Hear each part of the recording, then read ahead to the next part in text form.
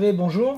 Bonjour Franck. Content de te recevoir au CODES pour cette rencontre de préparation à la semaine d'information sur la santé mentale, Merci de m'accueillir. qui aura lieu cette année au mois d'octobre, du 2 au 19 octobre de mémoire, au 20 octobre de mémoire 2024. Du 7, si je ne m'abuse, du lundi 7. 7 au 19 ou au 20, effectivement. C'est 2 semaines sur cette période du mois d'octobre.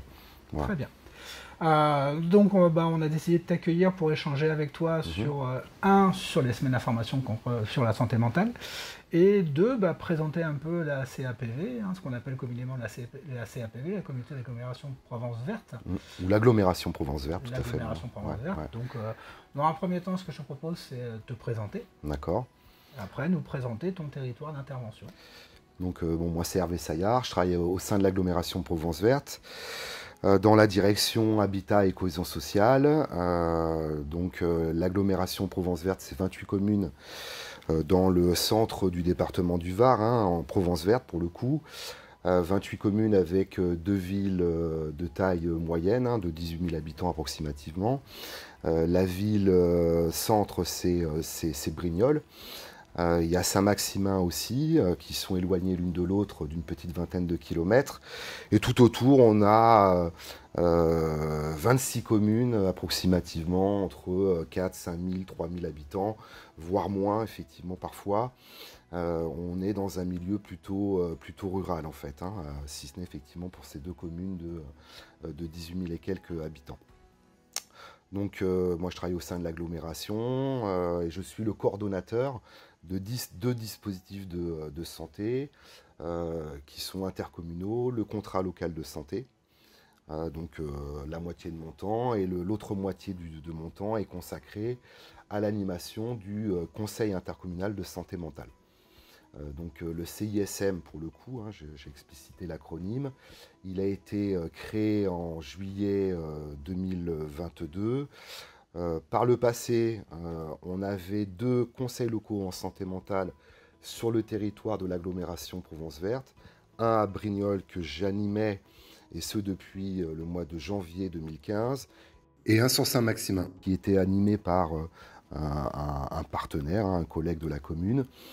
Et donc, suite à la réalisation du contrat local de santé, au niveau de l'axe santé mentale, il a été décidé, puisque ça marchait plutôt bien à Brignoles notamment, de développer les actions du CLSM de Brignoles à l'ensemble des 28 communes, ou des 27 autres communes du territoire, et d'en faire pour le coup un conseil intercommunal de santé mentale. Donc, ce qui a été fait, comme je l'ai indiqué, en juillet 2022.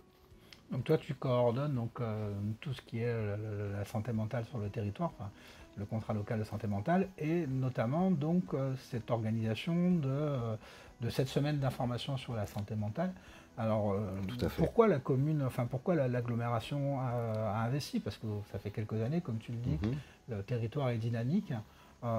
Pourquoi est-ce que c'est dynamique à ce point-là, que la politique s'investit dans ce dispositif, et que ça a l'air de rencontrer quand même un bon succès auprès des partenaires et des habitants? Alors en fait, la commune de Brignoles par le passé, et ce depuis 2016, proposait quelques événements dans le cadre des semaines d'information en santé mentale qui par le passé se déroulaient plutôt sur la période du mois de mars. On a commencé petitement dans un premier temps avec un ou deux événements. De fil en aiguille, on a proposé davantage. Et puis, pour le coup, désormais depuis 2022, dans le cadre du CISM, on en propose de plus en plus. L'an passé, on a proposé 17 événements avec une foultitude de partenaires. Et cette année, on prévoit d'en réaliser 22. Pourquoi effectivement l'agglomération souhaite s'investir dans la réalisation de cet événement?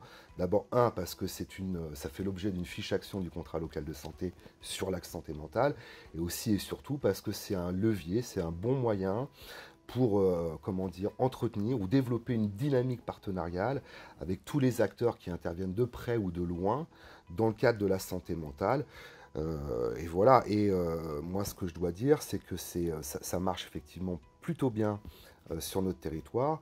C'est lié aussi au fait qu'il faut le saluer, c'est qu'on a un investissement, une participation vraiment importante et efficiente de la part de la psychiatrie publique, et en l'occurrence des professionnels du centre hospitalier Henri Guérin de Pierrefeu, et qui nous permet effectivement de pouvoir agréger la participation de tout un tas d'autres acteurs du médico-social et du social. Et donc effectivement, on a à peu près une trentaine, voire une quarantaine de partenaires divers et variés qui participent à ces réunions, qui visent effectivement à proposer des événements divers et variés. Et ça permet de créer une belle dynamique entre ces différents partenaires. Et les CISM sont aussi un bon moyen de parler de santé mentale et de promouvoir la santé mentale auprès des administrés, hein, du grand public, de renforcer le travail en réseau entre les différents partenaires. Et voilà, puis ça permet aussi aux professionnels de les sortir un petit peu de leur quotidien. Voilà, donc c'est la raison pour laquelle de fil en aiguille, d'année en année, on propose de plus en plus d'événements, on touche de plus en plus de public, et on essaye aussi de sensibiliser de plus en plus les jeunes là-dessus. Et pour ce faire, on travaille avec l'éducation nationale, que ce soit dans le premier degré, mais aussi et surtout en direction des collégiens, donc des élèves du second degré, pour les sensibiliser sur toutes ces questions qui ont trait sur la santé mentale. Alors si je comprends bien, c'est l'objectif, l'objectif des semaines d'information sur la santé mentale, hein, c'est de déstigmatiser, mais vous en faites en plus sur l'agglomération un vecteur pour développer le travail en réseau auprès des partenaires. Tout à fait. Voilà. Et quel impact, si on devait mesurer le travail que vous avez accompli toutes ces dernières années, est-ce qu'il y a moyen de mesurer un peu cet impact, autant sur la déstigmatisation que sur le renforcement du travail en réseau entre partenaires?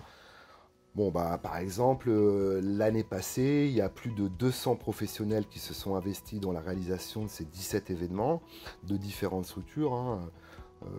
Alors, le forum que nous organisions par le passé sur la commune de Brignoles mobilisait à peu près 100 professionnels d'une trentaine de structures diverses et variées, hein, comme je le disais, des structures du sanitaire, du médico-social et du social.